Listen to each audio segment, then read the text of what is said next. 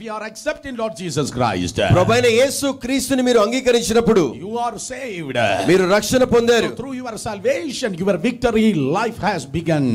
మీ రక్షణ ద్వారా మీ విజయ జీవితము అది జయ జీవితము ప్రారంభమైంది. Your victory legacy begins with your salvation.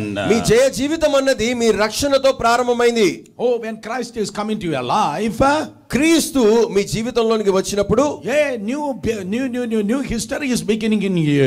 మీలో ఒక నూతన చరిత్ర ప్రారంభమవుతుంది. When Christ is coming to your life, క్రీస్తు మీ జీవితంలోనికి వచ్చినప్పుడు a new history is about to be beginning in your life. మీ జీవితాలలో ఒక నూతన చరిత్ర ప్రారంభమవుతుంది. Oh, Gospel of Luke, the message of Gospel of Luke, Jesus came in the form of a man. లూకా సువార్తలో అందింపబడినటువంటి సందేశం ఏంటంటే ప్రభువైన యేసు క్రీస్తు నరరూప ధారునిగా ఈ లోకానికి వచ్చాడు అని. What's the history of the Acts of Apostles? Second history. మరి అపోస్తల కార్యం యొక్క చరిత్ర ఏంటి? ఆ రెండవ చరిత్ర ఏంటి? Holy Spirit came on this earth.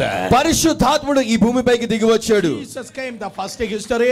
మొదటి చరిత్ర గ్రంథములో యేసయ్య దిగి వచ్చాడు. Second, Holy Spirit came into this earth. రెండవ గ్రంథములో పరిశుద్ధాత్ముడు ఈ భూమిపైకి దిగి వచ్చాడు. If you are a believer, నీవు విశ్వాసివైతే we have to experience these two histories. We have to go through these two experiences. విశ్వాసమైన నీవు ఈ రెండు అనుభవములు, ఈ రెండు చరిత్రల యొక్క అనుభవము నీలో కలిగి ఉండాలి.